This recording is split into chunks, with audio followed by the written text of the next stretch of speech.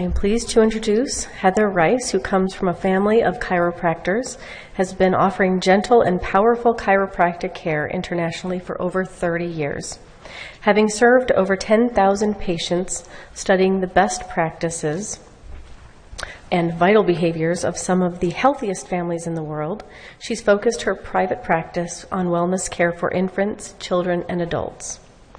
Combining this with nutrition, true cellular detox, a wonderful program, exercise, and best lifestyle practices, she provides drug-free solutions for a wide range of health issues, from maximizing immune system function to offering hope and support to families on their quest for optimal health. For any questions at the end of this presentation, please come up to the mic, and please welcome Heather Price. Thank you. Thank you. Welcome, everybody. I envision a world where the natural state is extraordinary health. And today, I want to cover three things in particular.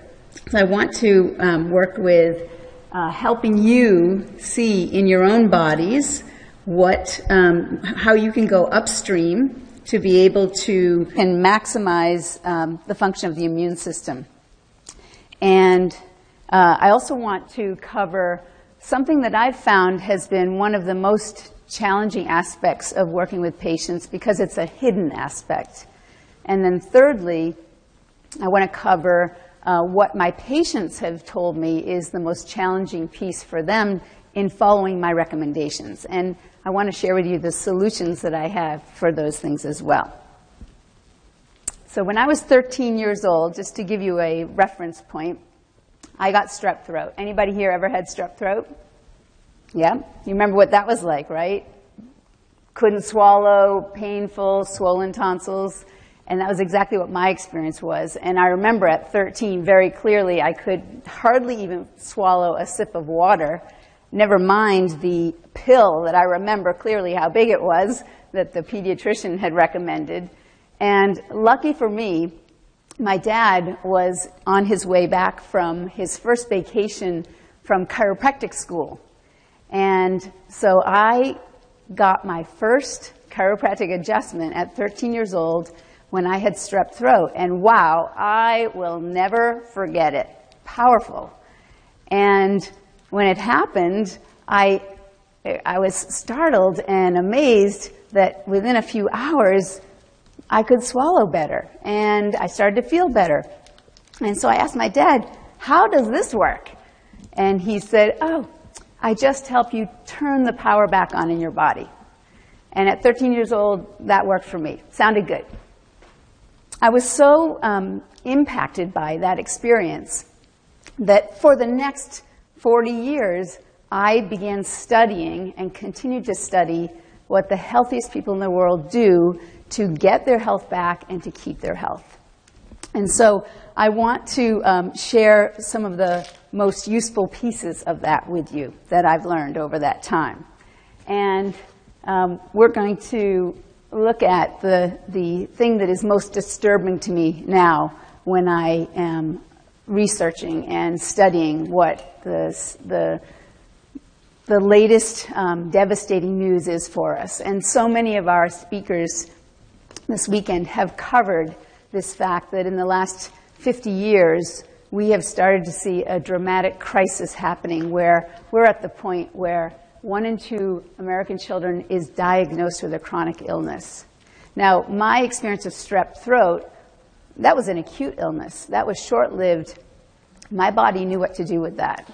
And for 3,700 generations, our bodies have known what to do when we get acute illness, and we heal up, and we get a lifelong benefit from it. We've learned how to do that. When we start to see chronic illness, that means an illness that persists and doesn't go away, something's wrong. Something's getting in the way.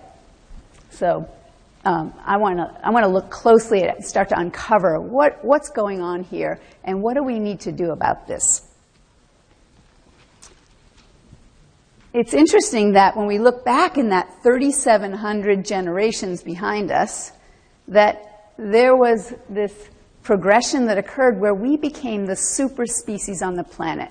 We evolved to the point where we could pretty much go anywhere on the planet and adapt and thrive.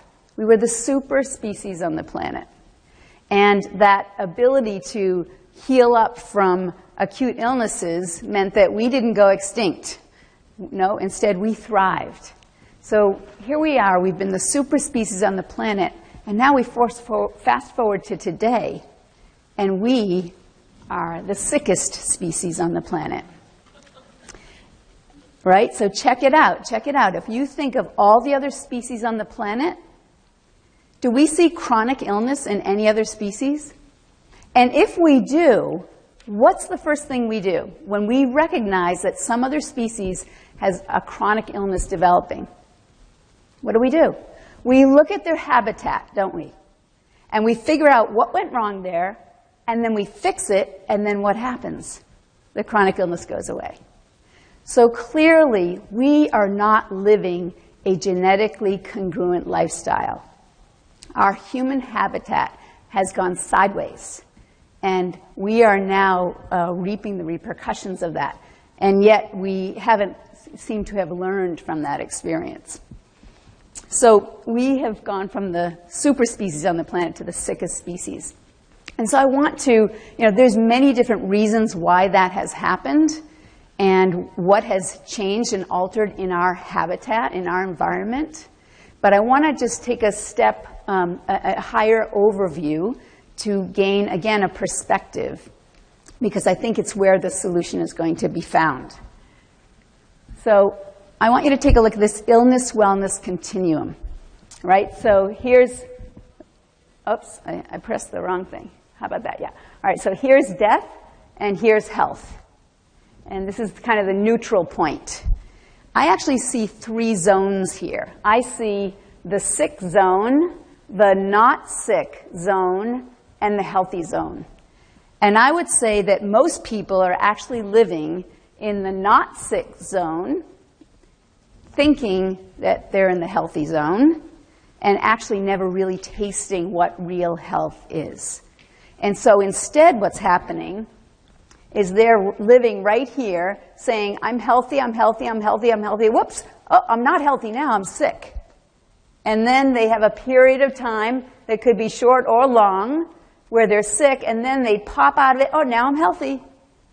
Right? Do you get that? And actually, all they are is not sick. And so my job in working with the patients I work with is, let's just get you moving in this direction. No matter where you are starting from, let's just do anything we can to get you moving in that direction towards health. So we recognize then that when we have symptoms, they basically are telling us, when we hit this level of where symptoms start to show up, that we have been starting to move away from health. So there's a body signal, there's an intelligence in our body that is trying to alert us, to tell us that we are now moving away from health. So we do need to pay attention to that, not mask it over. And it was Dr. Masha Angel, who was the editor for the New England Journal of Medicine for about 20 years. Imagine the research that went in front of her eyes. And she said, you can never medicate your way out of a situation you've behaved your way into. You'll just feel better as you're getting worse. Right? Pretty wise truth there. So, my job is to, again, move people in that direction. But first, we have to establish some common terminology. And so if we're living in a culture where we're defining health as not sick, and where is that definition coming from? From every commercial on TV that is pushing us in this direction by telling us our healthiest choices are in these processed packaged foods, and in the solution, the notion that the solution can come from a pill for every ill. And it's a whole range from cholesterol all the way now to vaccines being, our systems being inundated with. So let's look at the definitions here and see if we can actually, again, make some sense out of it. I would like to share with you my favorite definition of health. My favorite definition. It's a 3-word definition. And that is optimal cell function. That's what health is. That is it. It's just simply optimal cell function. If that's what health is, then what is sickness? It's a 5-word definition. Anybody guess what that might be? Lack of optimum cell function. That's it. So if we understand health and sickness in this way, it's going to take us far towards understanding what direction do we need to go in. Now, I think of this analogy here similar to the way I think of darkness and light. So you tell me, what is darkness? Is it a thing? Is darkness a thing, something that we can package up and stick in the cupboard if we don't like it? Is it a thing? It's not a thing, is it? No. It's the absence of a thing, isn't it? Right? So if we don't like the darkness that we have, what do we need to do? Add light. Thank you. Right? If we don't like the darkness, we add light. If we don't like the sickness, and that means the chronic illness we're seeing in our kids or in ourselves, if we don't like that, what do we need to do? Add health. That's what we need to do, is add health. So if we look at what happened to me when my father gave me my first chiropractic adjustment, in what way was he adding health so that I had that response? What was going on there? And how is that possible that that could have affected my immune system? Well, first off, we know that there is a vitalistic concept that states that all life contains innate intelligence and that this force is responsible for the organization, maintenance, and healing of the body. So this is how we adapt to our world, is through this life force. Simply stated, there's a difference between a living system and a corpse. Whatever you want to call that, there is a difference between the two. Even if the physical matter is exactly the same, there's something different that is happening there. There's an inborn organizational intelligence, and that intelligence is brilliant. And in fact, that intelligence is within each and every one of you. And when did it start? When does that intelligence start? It starts from the very beginning, right? So now I want to show you one of the youngest, earliest photographs of myself. Looks just like you, right? So we all started from two cells that you can't even see that join together, and 270 days later, we have an entire human being living out in the world, right? A brilliant design. And the first system in the embryo to develop is the nervous system, and it's in charge of controlling and coordinating every system and function after that. It's the master system. And so when we think of this brilliant design, right, we eat food, and then without thinking about it, the amino acids go where they need to go, the fatty acids go where they need to go. When you think about your heart is going to bump 10,000 times today, pumping 2,000 gallons of blood, you don't have to think about a drop of that. You're going to breathe 10,000 times today, we don't have to think about it. It's a brilliant design.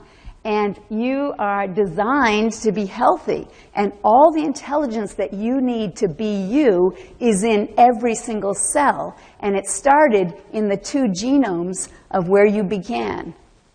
And so you are able to express health. It is our default. You're hardwired to express health. And if for some reason you are not expressing health, it's simply because something's getting in the way of that natural design. And so there are two things that can interfere with our ability to express health. And that would be toxins and deficiencies, or both. So when I encounter someone that is struggling with their health, first thing I need to do is assess how are they eating, thinking, and moving. Identify where are the toxins, where are the deficiencies, and then reconcile that. That's it in a nutshell. So do you get that? That's the bigger picture that we are working from. So now let's look closely at, again, how did that chiropractic adjustment affect my immune system?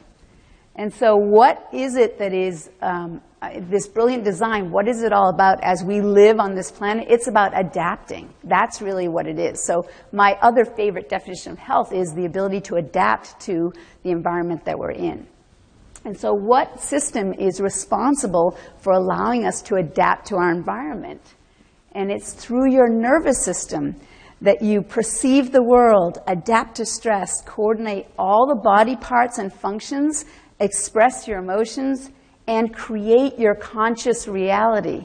All that's happening through your nervous system. So let's now look at the other systems in the body that are also communicative systems.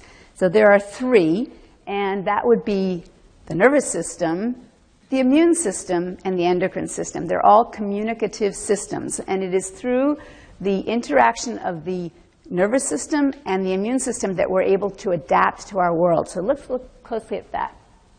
Let's look at that neuroimmune connection. And so we have two pathways that are the way that the nervous system is connected with the immune system. And the first is through the autonomic nervous system. And so we've heard of the sympathetic and the parasympathetic parts of the nervous system. Parasympathetic is the healing, resting part of the nervous system. That's that foot on the brake when it's time to slow down, rest and heal, rest and digest. And then we have the sympathetic part of the nervous system is when we're active or stressed. So when we look at these two parts of the nervous system, the sympathetic nervous system actually has a direct neural connection with white blood cells, with lymphocytes, with immune system cells. Now we also have the HPA axis, the hypothalamic pituitary adrenal axis, and that's through the neuroendocrine humoral flow, so through the hormones. And that's the direction, and of course, starts up in the brain, goes to the pituitary, and then that cascade of all the different hormonal or endocrine organs, the thyroid, the adrenals, the pancreas, the liver, the reproductive organs. Now, there is a bidirectional communication between the nervous system and the immune system. So those messages are going back and forth, and that is through neuromodulators, through cytokines, through neuromediators, immunomodulators, and I'll tell you what, we've had some speakers that have gone into some fantastic detail with that, and with my agenda today, I'm not going to go deep into that, but just suffice it to say that one of these systems is sending out a chemical messenger, the other one's picking it up, responding, and sending a feedback back. So it's bidirectional, it's coming back and forth. Now, also, it's interesting that the immune system has been considered a large sensory organ. Just like we use our vision and our hearing, the immune system is actually a biosensing organ in a sense. And what that means is that just like when we see something, it may affect our behavior. When we hear something, it may affect our behavior. Although it's not as specific as those senses, when our immune system is messaging our nervous system, it will also affect our behavior. Has anybody here ever experienced malaise? Do you know what that means? Malaise. I love the sound of that word, right? It's when you get the shivers and then you get sleepy and your desire to attack a foe actually goes away, right? You just want to lay down and sleep. So that's actually restorative and protective behavior that's going to allow us to heal when we're sick. And so if we get a fever, right, that's going to lay us down. It's going to affect our actions, our behavior. So the immune system actually in many ways is giving us information that we can pay attention to the same way we get information from our other senses.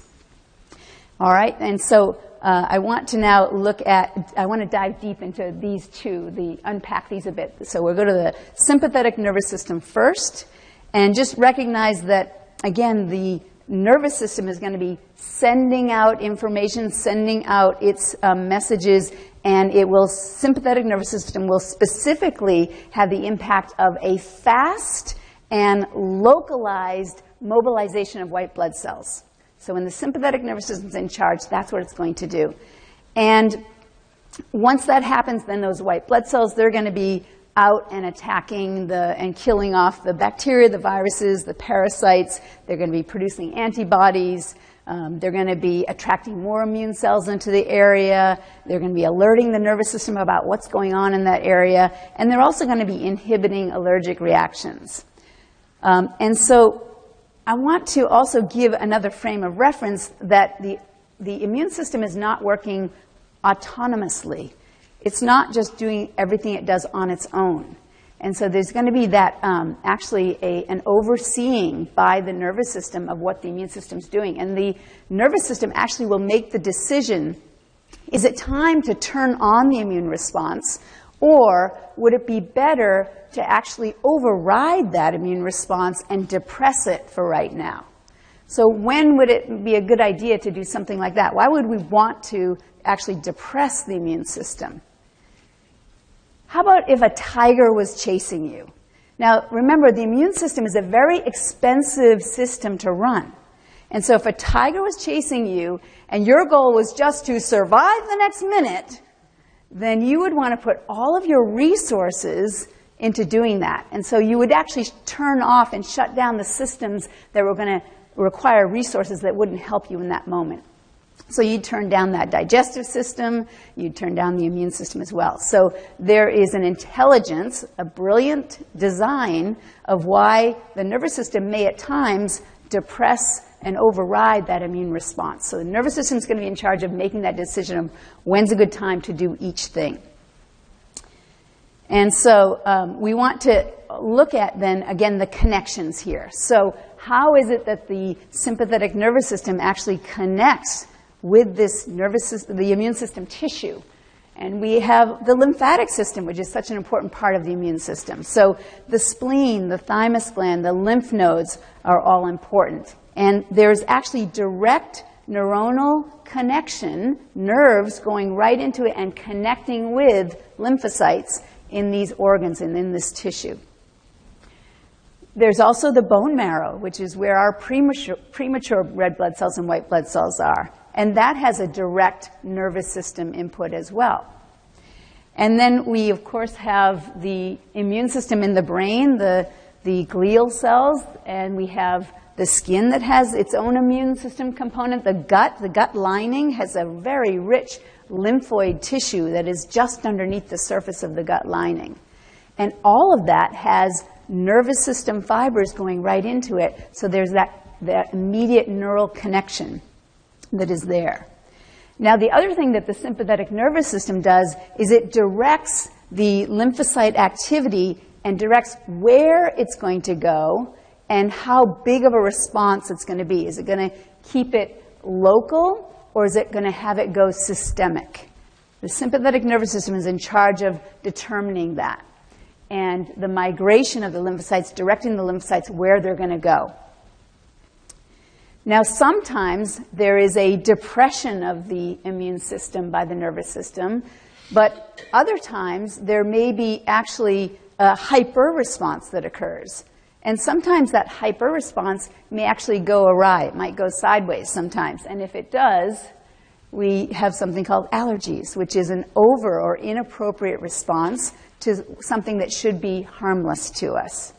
There's something called substance P, which is something released by the sympathetic nervous system, which is a substance that is approximately 100 to 400 times more potent than a histamine. So it's a big, exaggerated response that occurs. And it may be appropriate at times for that to be useful in the body, but when it goes awry and it goes sideways, it's one of the factors that may be involved with the experience of allergies, that substance P is being triggered inappropriately, that something's interfering with the normal use of that. Also, we know that the vascular tone and the permeability of our blood vessels is regulated by the sympathetic nervous system as well. So whether or not those white blood cells are getting out and the interaction of the red blood cells with the tissue, the exchange of oxygen, all of that can be affected by the sympathetic nervous system. Now, anything that disturbs the nervous system, the sympathetic nervous system, actually can have an impact on all of these functions. And when there is a disturbance of the the autonomic nervous system, the message is going from the brain through the spinal cord and then out to the organs, regulating the automatic functions, we call that dysautonomia. Dysautonomia. It's when the brain is not getting the proper messages to regulate our organs through the autonomic nervous system. Sometimes the disturbance can affect not just coming out from the brain, regulating the organs, but the information going to the brain can be distorted information. And that's called disafferentation.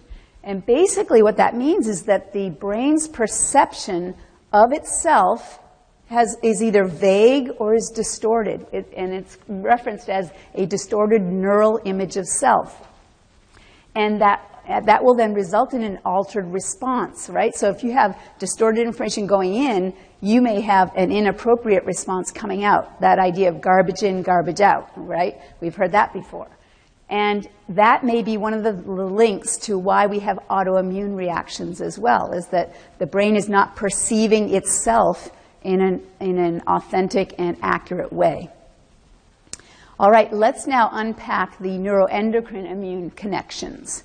And so again, the brain immune system and the hormonal or endocrine system, they actually have a common language that they speak because they use these signal mediators and receptors. So they're using the same language as they send the messaging back and forth.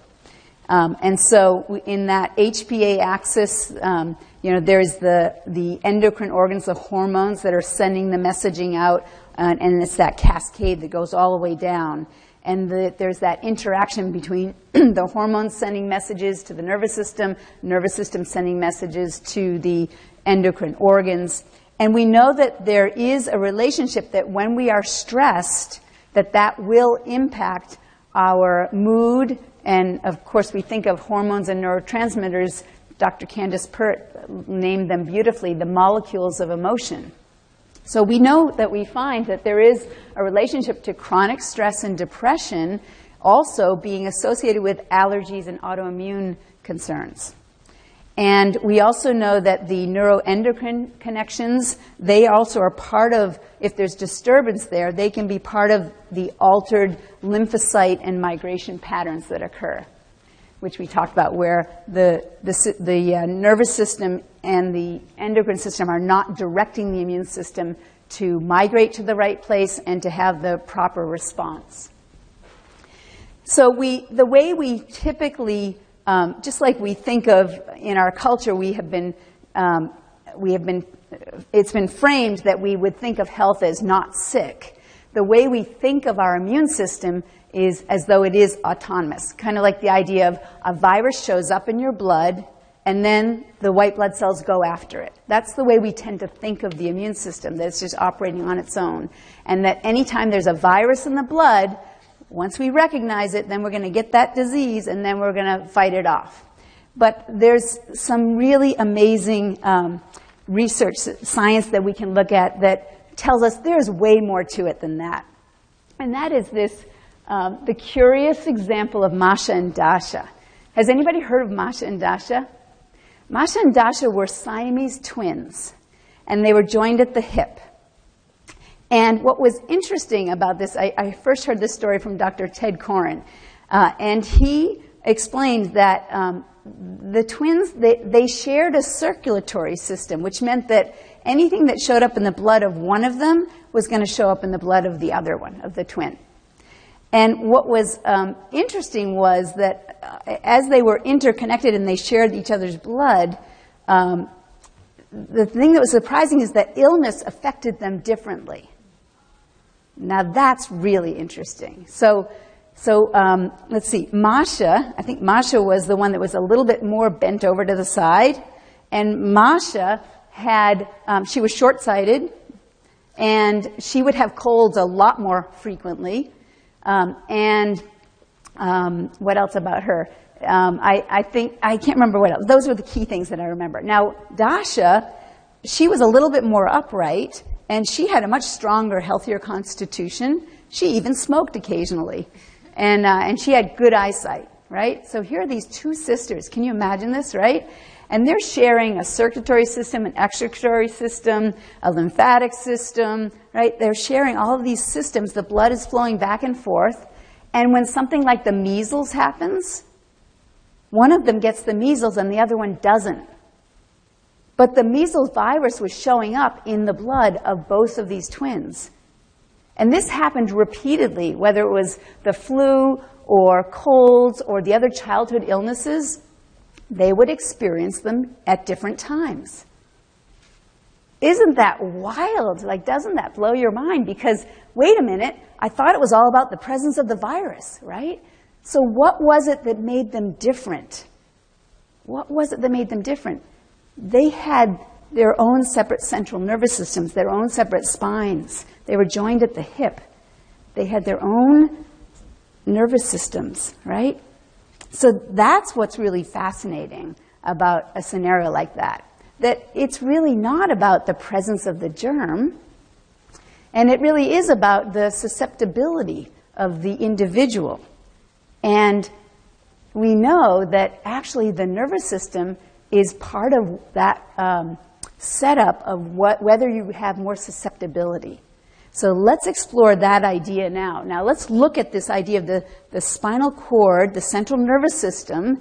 It's one of the most important systems in the body. How do we know that? It's the only one that's fully encased in bone, right? So we've got our brain with this vault around it, the skull, and then there's a hole in the bottom of the skull where the brainstem comes through, and then that brainstem extends all the way down the spine in the spinal cord. That spinal cord, it's a direct extension off the brain. I wish they had called it the brainal cord, because then people would get that your spinal cord is the part of your brain that lives in your back, right? Maybe they take care of their spine more if they thought of it that way, right? We're all wearing the helmets to protect the brain inside, and we bang our head. Let's check it out, make sure there's no concussion, right? But if you bang your spine, oh, you know, rest up, take a couple of Advil, right? It'll go away, right? Isn't that what happens? So our nervous system actually has a suit of armor around it to protect it. And the spine is designed to last a lifetime. And when we think of the spine, we want to remember straight is strong, but when we look at it from the side, we want to have some nice curves in that spine, because that's the spring in the spine. And as long as we have a healthy, aligned spine, it'll last us a lifetime. It's when we have disturbances, when we have traumas, and coupled with poor posture and bad habits, habituated day after day, otherwise called life, right? That's what tends to start to cause disturbance in the spinal alignment, which then starts to affect our nervous system. So when, you know, I've told you that I've studied health and healing for 40 years, and if I were to look at what's the most important piece that I learned in that time that I can share with other people, especially the part that I think is most often missed, it would be this, that if you want to be healthy, you have to have a healthy nervous system. And if you want a healthy nervous system, you have to have a healthy spine. Our spine is our lifeline. Our spine is our lifeline. And it's that connection. If the brain is getting the messages through the spinal cord, out through the nerve roots to every cell and back again without interference, you get to be healthy. But if there's something that is disturbing that flow of messages, that's when we start to see breaking down in function in the body. And that is a term called subluxation. Vertebral subluxations is when there's a misalignment of the vertebrae that's interfering with the nervous system function. And so remember we had those long words that I mentioned earlier, the dysautonomia and the disafferentation. There's another one I want to introduce to you, which is dyskinesia. Basically means bad movement. So when we have a subluxation, when we have a misalignment of the vertebrae that's putting pressure on the nerves, if we have a jolt or a jar that starts that process, or we have ongoing repetitive bad posture and bad habits that promote that, when that misaligns, that's going to start to damage tissue, and it's going to irritate the nervous system. And so the body's going to want to actually strap down that joint and stop it from moving, because all that movement, when it's misaligned, creates more and more irritation to the nervous system. So it's going to strap it down and it's going to immobilize it, stop it from moving.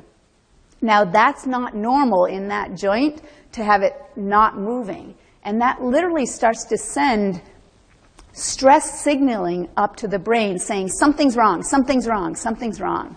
And the brain then starts to go into a inflammatory response in the body that is associated with stress hormones racing around the body, cortisol. So cortisol levels go up when we have these subluxations that are fixated and not moving through their normal range of motion, otherwise known as dyskinesia. And so that's one aspect of the subluxation. Then there's dysautonomia, which I mentioned already, which can literally alter organ and tissue responses to hormones, infectious agents, and blood components. And remember, the other aspect of dysautonomia, not just a depression of the immune system, but a hyperactivity in the immune system would be the allergies. And we also know that the dysautonomia could change the lymphocyte migration patterns and the vascular tone and permeability as well. And then, of course, there's the disafferentation, which is diminishing the ability of the individual to sense and repair damage, to combat infection, combat cancer, and so on. So that's garbage in, garbage out, not really having that clear neural image of the self. And so that distorted neural image of the self and the relationship of self to the environment, that's one of the problems with disafferentation.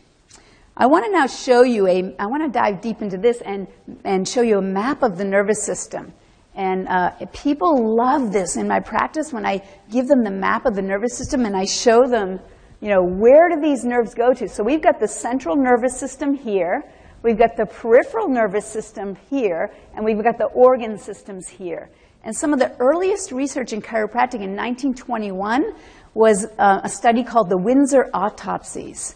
And Dr. Windsor was a medical doctor that heard that chiropractic was having these results of helping women with reproductive problems and people with respiratory problems and with kidney problems and with heart problems. And he wanted to know, like, how is this possible? They're doing the same thing, but they're affecting all these different concerns, these maladies.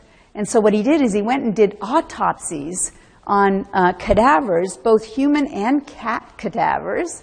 And what he did is he dissected them and he found every disease that was going on in that body. Not just the cause of death, but everything, even the things they didn't know was going on. He found all the diseased tissue.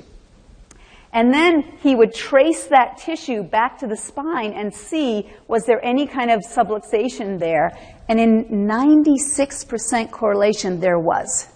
And he looked at heart diseases and kidney diseases and liver diseases and bowel diseases, even to the specificity of finding a wart on someone's finger, which would be a virus, right? That's immune system. And he traced it back, and that was exactly where one of their subluxations was. That was in 1921. We've had this research for all of that time. And so when we think of this, this disturbance in the pathways, it's a lot like that idea of a fuse box, right? So you tell me this. If all the electricity goes off in one room in your house suddenly, do you go and check all the individual light bulbs and the toaster and the refrigerator to try to figure out what's wrong here? Is that what we do? No. We go right down to the basement and check the fuse box, don't we? Because we know if that whole section is being affected, we're going to go to the fuse box. So chiropractors work with the fuse box, which is the spine. And the spine is the place where nerve interference can occur that can affect all of the organ functions. I want to now take you on a little historical journey here, and we're going to go back 100 years, just about 100 years to today, and look at the heroes of the 1918 Spanish flu epidemic, and they were the Vitalists. So this is pretty fascinating that at the time, they in Davenport, Iowa, which is where the first school of chiropractic was, they found that during this Spanish, and this was a big deal, this epidemic, there were there were, 2 million people, 20 million people worldwide died in this flu epidemic. And 500,000 Americans died in this. And so the medical doctors, in this particular tallying that they did in Davenport, they had 93,590 cases that they were attending to. And of those, they had a little over 6,000 deaths. So that means that they had 1 death in every 15 patients. The chiropractors in the area took care of 4,735 cases. They had 6 deaths. And so that's losing 1 patient in 866 cases. So chiropractic, in the very earliest days, it was all about helping people with health concerns and immune system concerns. It wasn't about back pain and neck pain. It was about helping people with their health, restoring their health. In 1925, there was a book that was called Chiropractic Statistics, and they had over 100,000 cases that they were looking at with 110 different conditions. And I pulled out a few of the ones that would relate to the immune system. And so they looked at what was the percentage of recovery when they were working with these cases. They had things like, here we go, gonorrhea, 83% resolution, that they helped those cases. They had influenza, 99% recovered. Measles, 98% recovered. Scarlet fever, 98% recovered. Smallpox, 99% recovered through chiropractic care. And then, I'm not sure if any of you heard Dr. Suzanne Humphrey's talk on polio. So here's one more interesting tidbit. Winifred Gardella was the poster child for the March of Dimes in 1952-53, right here in San Francisco. She was the poster child for San Francisco. And you know, the whole idea of the March of Dimes was to raise money for research to help folks that were plagued with polio. And so the doctors, the story about her is that the doctors worked for 2.5 years trying to help heal her. And they just got to the point where there was no hope. But her grandparents wouldn't give up. And so her grandparents actually searched out, and they found a chiropractor, Dr. Lewis Robertson, who started adjusting her and working with her. And 6 months later, she threw away the crutches and the braces. And this is actually a well-known picture of her defiantly walking with her chiropractor down the street. And, you know, all that money raised for the March of Dimes that was paying for the 2.5 years of care that they got no results, none of that money went to that chiropractor. I want to now fast forward to one of the other research cases I just love, which is how chiropractic impacts our ability to deal with ecogenetic toxins. And this was Dr. Ronald Perrow's research in Lund, Sweden. And it looked at measuring the enzymes that were related to how well we can repair cell damage and also how well we could repair genetic mutations. And if people had this enzyme, then they were going to be, it was easier for them to adapt to hazardous environmental exposures and oxidative stress. So what they did is they had 3 groups of people. They had a group that was under chiropractic care for at least 6 months. They had a group that was considered healthy normal, no symptoms, no sickness, no known illnesses. And then they had seriously ill people. And they measured the enzyme levels in all of these folks. And what they found was that the healthy normal folks had 2 times the level of these enzymes, these protective enzymes, compared to the seriously ill folks. But what was surprising was that the chiropractic group had 4 times the seriously ill. So they had double the healthy normal and then 4 times the seriously ill folks. Wow. And especially what was especially interesting is he really looked closely at was there anything that was different between these 2 groups. And the only difference was that one had had long-term chiropractic care. 6 months, that's not even that long term. 6 months of regular chiropractic care, and they had these kinds of outcomes. And also, it's kind of well known that immune competency is decreased over age, as you age. And what he found in this group was that they had age range of 21 to 84 years old, and there was no decrease in immune competency, no matter how old the person got. So there was something that was happening at the genetic level in the expression of the potential to have a strong immune response in the group that was under chiropractic care. He also did a follow-up study to look at this again in a more of a I think it was more of a longitudinal study, and my dad was actually part of that study as somebody that had been under long-term chiropractic care. So there's been lots of research that actually has shown the relationship of chiropractic care and how it impacts all these different aspects of immune system response. And I want to just highlight a couple of these cases. So there was one, Dr. Solano, who he did work looking at the CD4 counts in the AIDS patients, the HIV positive patients, and he found, and they had chiropractic care for 6 months in one group, and then the other group was a placebo. And in the placebo group, there was a decrease of 7.96% in their CD4 cell counts. Like, you don't want any decrease, and it was just creeping down. But in the chiropractic group, there was a 48% increase in the CD4 counts. There was another study looking at serum thiol, and serum thiol, again, is a marker for how well you're able to repair your DNA. And in this particular study, the enzymes that they looked at, what they found is that the average person would have 90 nanomoles of cysteine. Don't worry about what cysteine is, but just remember the 90. And that at this level, you would have a 95% risk of getting 9 different chronic illnesses, the major chronic illnesses.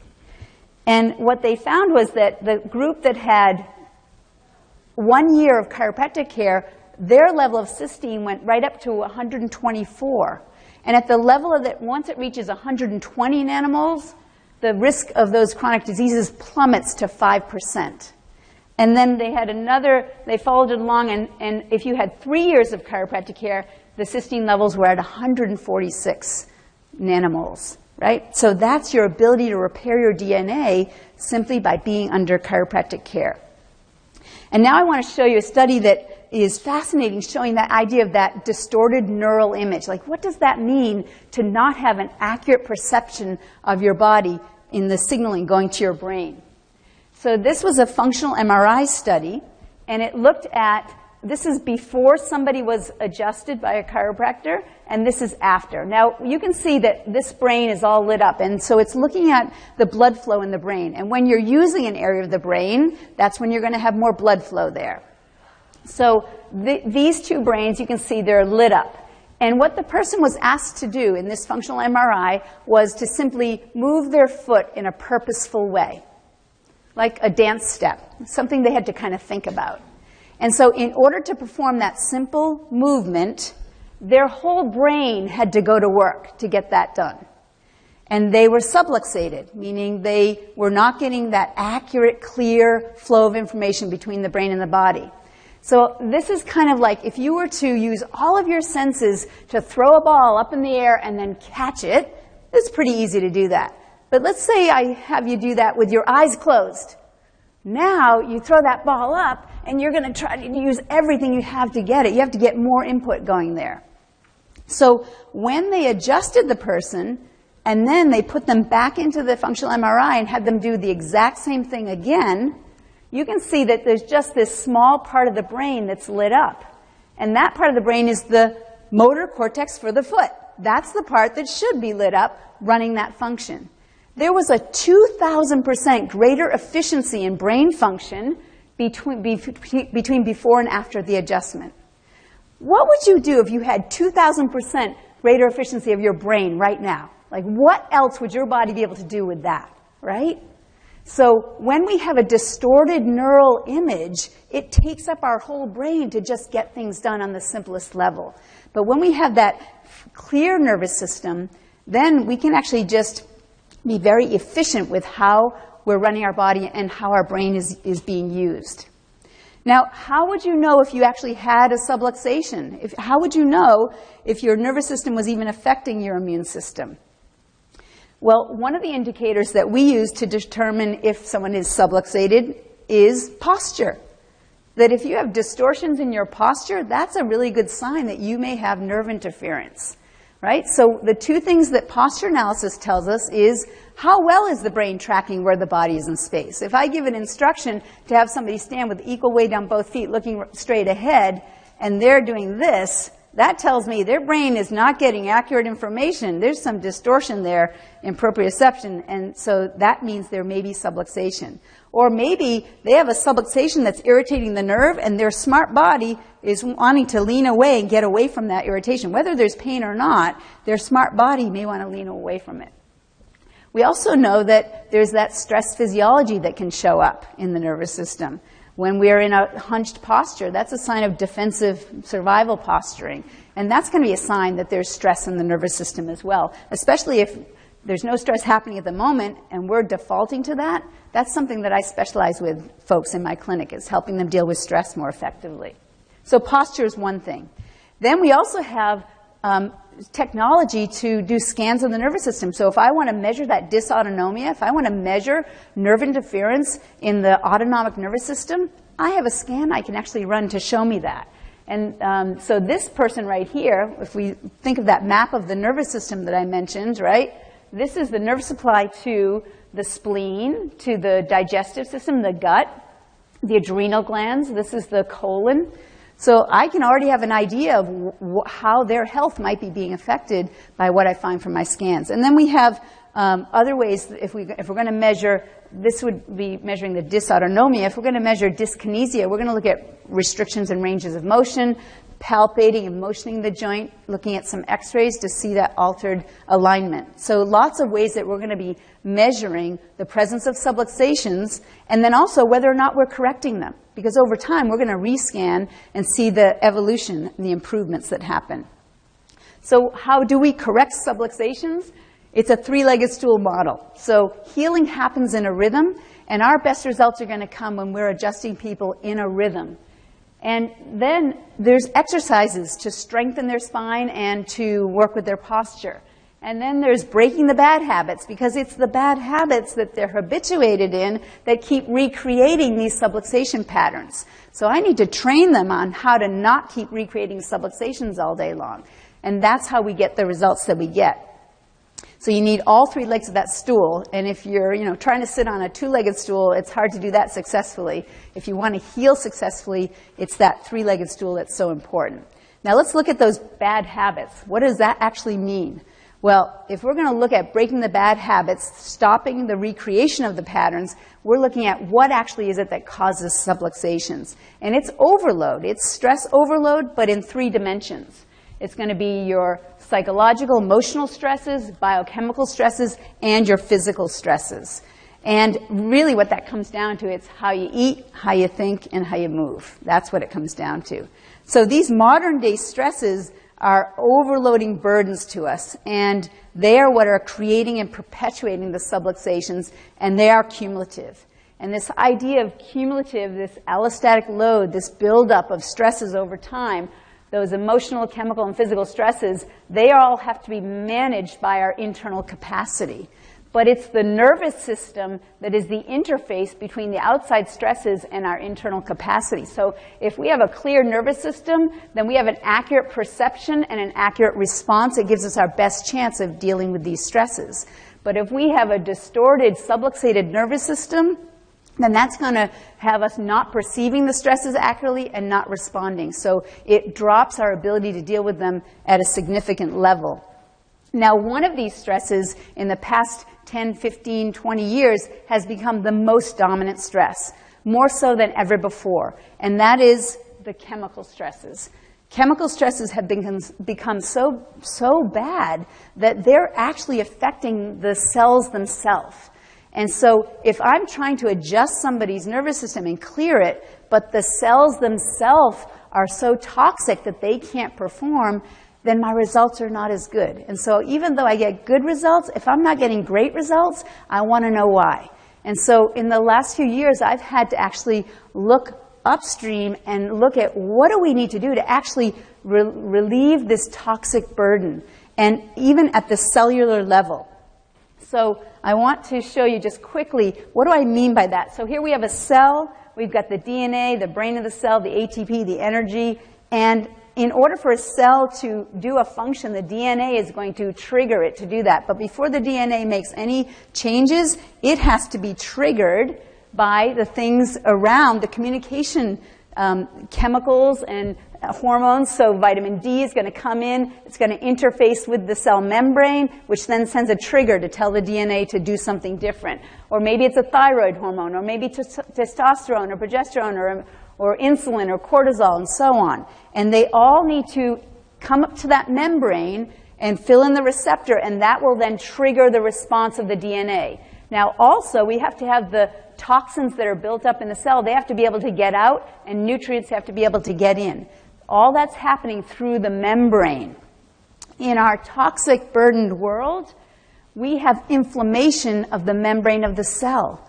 And when that happens, it takes more and more of these hormones to be present before any of them can get through. You know what that's called? That's called hormone resistance. All right? So think of hypothyroid, think of insulin resistance, think of weight loss resistance, right? It's because the information's not getting in. And not only that, the toxins are not getting out. And so if we're really going to make a dent on this chemical stress, this is the one that has been so difficult for me in my practice with those tough cases, is we have to address this at a cell level. And so what we do then is we need to fix the cell. And so the program that I've been using in most recently that has been most effective, and I'm talking severe neurological, severe chronic illness. I'm talking about working with autistic children and patients with ALS and with MS and Parkinson's and Alzheimer's and cases that are just resistant, even ADHD kids, that whole range. And this is what we found, is that this program is called True Cellular Detox, and it literally is the roadmap that teaches people how to heal up the cell itself, and then how to open and support the detox pathways, and how to use true binders to actually remove the toxins, including heavy metals, from the inside of the cell all the way through the gut, all the way out of the body. And sometimes there are detoxes that people use looking at herbal cleanses or liver cleanses or colon cleanses, and those are downstream. So yes, those are important. Yes, they can make a difference, but not to the level that we need in order to really fix the cell. We have to go upstream from there. And it takes time to do that as well. So there are 3 phases in this system. The first phase is the prep phase, and that's just to strengthen the downstream pathways, the detox pathways, and prepare that cell. Start to heal up that cell so that things can start to move in and out in a healthier way. Then the body phase, the goal is to actually set up a concentration gradient. So we're going to start to pull the toxins out from around the cells, and as soon as you take that burden away, now the stuff that's in the cell can start to make its way out of the cell. And then the last phase is the brain phase, and the goal here is to remove the metals and the deeper toxins and the deeper tissues, and that's actually where the real problem is. And when we can get to that level, that's when the biggest changes occur. And I've had folks that are actually, I have folks with ALS that are regaining function. I have folks with MS that are, again, regaining a level of health and wellness that they haven't experienced in years. So it's very exciting to see what's possible when we combine detoxing the body along with getting the nervous system as clear as possible. And in my office, just anybody that is interested in that, I do work with folks with the True Cellular Detox program that are not patients in my practice. So if any of you are interested in that, in my office, and it's a whole program. So it includes 90 days of supplements, but it also is a training program on how to do this true cellular detox. It includes it's an online program, and it includes 90-day meal plans and smoothie recipes, but it also has a discussion forum. It has 8 hours of educational videos. It has 24 articles that are going to teach you advanced strategies all about intermittent fasting and ketosis. So it's a very robust system. And I used to do all those those individual pieces with people, it was hard. It was hard to have them be compliant with it. And this program makes it so easy. So the usual cost of it is $29.97. In my practice, I discount it for folks and drop it to $19.97. And I wanted to have a special for all of you here. So for the LiveAware special, I've dropped it to $14.97. So if anybody wants to take advantage of that, I'm happy to work with you on that. And also, I wanted to make one other offer for you, which is if you go to my website, wellspringcls.com/TCD, if you go there, what I've arranged is there's a neurotoxic questionnaire that you can take. It's one of the pieces that I use as I measure when people start the program, what's their level of toxicity, and then as they go through the program, we remeasure that every month, and you can literally see how their system's getting healthier and healthier. So if you want to just take that neurotoxic questionnaire, you can just do that for free on my website. That's my gift to you. And if you're curious, once you take that questionnaire, please feel free to reach out to me. I'm happy to answer questions for you on that. Also, if you want just more information right away about the program, if you send a text to 44222, and in the message part you put in think clear, it actually will give you a 10-minute video that will give you a little bit more broader explanation of the program. And if you want a lot more information, if you're that kind of person, if you, instead of think clear, if you type in finish, it's actually going to give you, I think it's about an hour-long explanation of the program. And the reason it says finish is I run it in my office, and people are coming in waiting to get adjusted, and they see one part of it, and they're like, but I want to watch the rest of it. And I say, okay, now just text and type in finish, you can see the whole thing. So you're welcome to use that as well. Now, detox, it's an important part. It's not the only part. And it's really the synergy of the lifestyle changes that we make that really is the most profound effect on health. And when I make recommendations to people, I'm explaining to them, this is how you exercise, and this is how you manage stress, and we have technologies and strategies that we use for that. And what I found was when I would get to the part about their diet, and I'd say things like, don't eat GMO foods, and they'd be like, what's that? And then I'd explain that it's hidden, and it's not on the label, but don't eat them. And they're like, what do I do now? And so this was actually the hardest part of my recommendations for them to follow, was to make changes in the diet.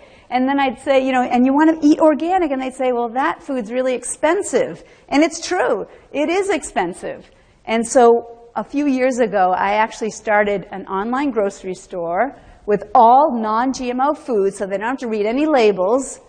It's the lowest prices on the internet, and it has an option of free shipping to your door. No membership fees, and it's Wellspring Market. And I wanted to share it with you because, again, it's another resource for you. So I always tell people, you want to buy local, you want to know your farmer, get the freshest things you can. But for those convenient foods or the things that you're going to buy in the grocery store anyway, if you're not sure, just go to Wellspring Market. Now, we're restructuring the whole store, and in about a month or so, we're going to reopen with about 2,000 different products. And when we do that, if you are signed up, we'll send you a notice, and you'll get 30% off your first order. So if anybody wants to take advantage of that, again, if you there's a brochure in your goodie bag there, your tote bag, or you can just go to Wellspring Market, wellspringcls.com/Wellspring Market. It's right on my website, and that'll take you there too. So I want to just finish up just with your action steps. Last thing. And so your action steps, again, if you take all this information in and do nothing about it, it doesn't help you, does it? So your action steps are, first, if you're not under chiropractic care, go get checked by a chiropractor. Get your nervous system checked to see if you have any subluxations that might be interfering with your health. And I'm from Vermont. Anybody here from Vermont? I'm happy to work with you if you are, but I think you're not. And so we actually have chiropractors that are attending the conference here. Dr. Christine Hicks is right in San Francisco. Some of you may have met Dr. Eileen Karpfinger, who's over at the CBD oil table. She's also a chiropractor. And so you are in good hands, because I've chatted with these two folks, and when chiropractors talk, they always say, well, what technique do you use? So I know they're really good. Yeah, so you have great resources here. So that's your first thing, is really get your nervous system checked. The second thing is consider true cellular detox to really be that profound level of detox that your body may really need. And thirdly, check out Wellspring Market. And I want to just thank you for your time and attention today. I envision a world where the natural state is extraordinary health. And I hope you'll join me. Thank you.